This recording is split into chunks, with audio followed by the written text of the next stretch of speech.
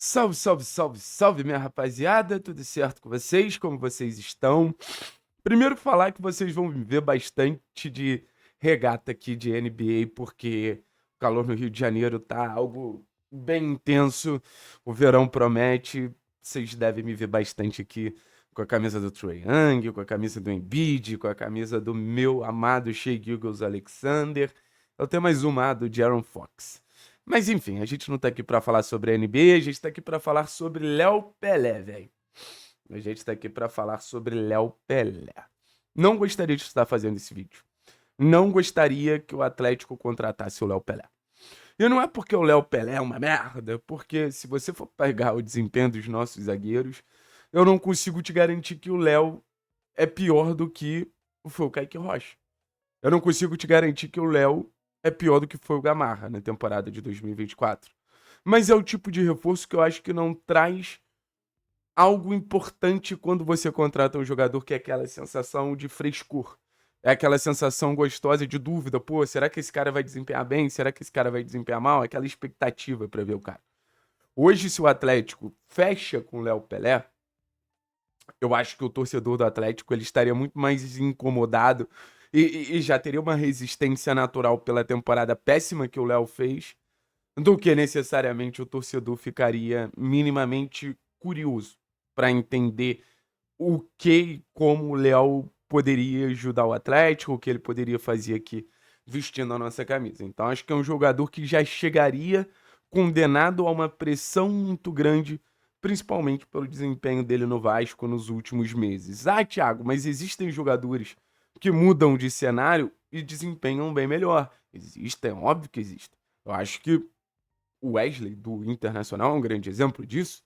O Wesley do Internacional é um jogador que, pô, foi chutado do Cruzeiro, era considerado um jogador que, pô, não era para a primeira divisão, esses termos que as torcidas gostam de utilizar. E no final das contas, o Wesley termina o Campeonato Brasileiro como um dos melhores jogadores da competição. Então o Léo pode vir e pode arrebentar. Mas o Léo, ele vem não só com a responsabilidade de arrebentar, ele vem também com a responsabilidade de convencer uma torcida que já tá resistente a ele.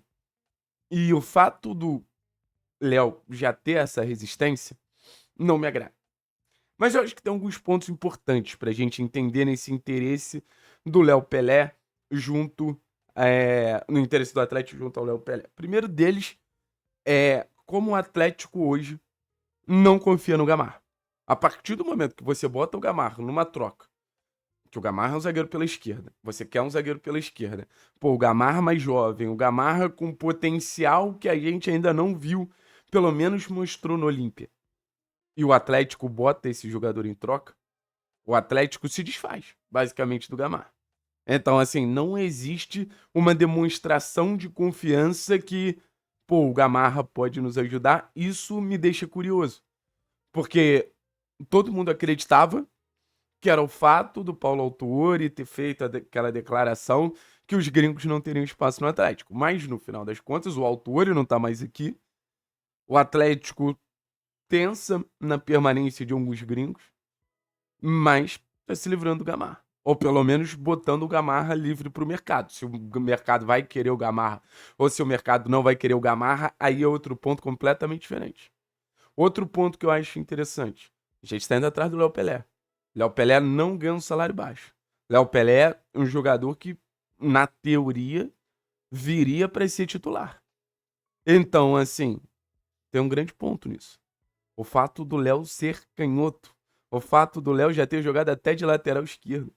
O fato do Léo jogar na posição que joga o Thiago Heleno.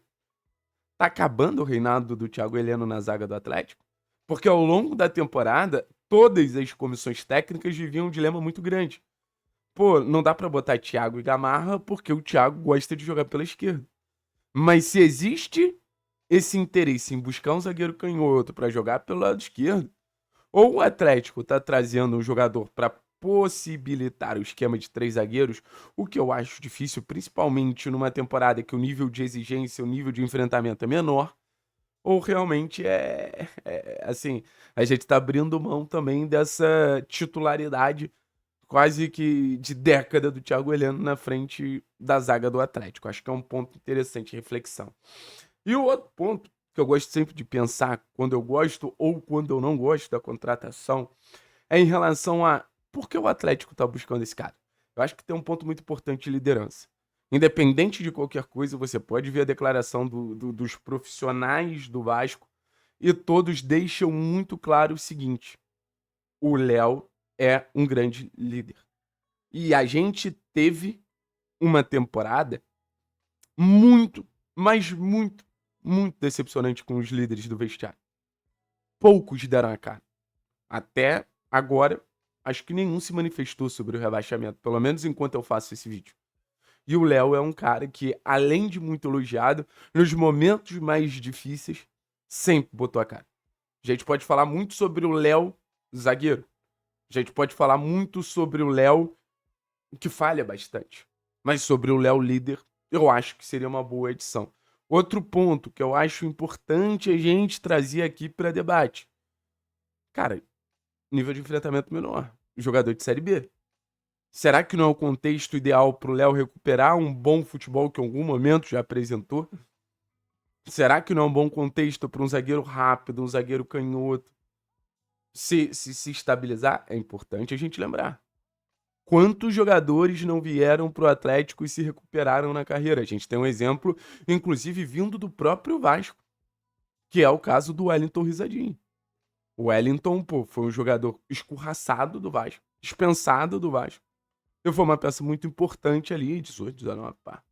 Então, assim, acho que o Atlético, ele é um clube muito propício para oferecer um processo de recuperação para alguns nomes. E acho que o Léo pode ser, sim, um nome que já passou por muita coisa, então acho que até nos momentos de mais cobrança ele pode nos ajudar, entra na questão da liderança que a gente falou, mas um nome que acho muito improvável ele fazer o ano patético que ele fez esse ano no Vasco. O ano do Léo Pelé esse ano no Vasco é tenebroso.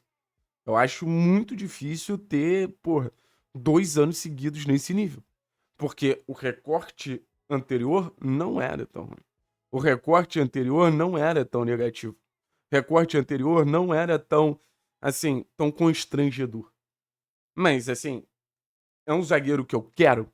É um zagueiro que eu iria buscar? É um zagueiro que estaria na minha lista de reforços para o Atlético? Não estaria. Não estaria. Acho que o Atlético ele faz uma aposta arriscada. E toda aposta arriscada, você pode ter um grande retorno ou você pode se fuder. Eu acho que o Atlético ele não pode ficar nessa corda bamba.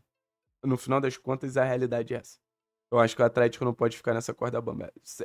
É se vulnerabilizar muito. Vamos ver. Vamos ver o que vai acontecer. Mas, aparentemente, o interesse do Atlético é muito forte em relação ao Léo.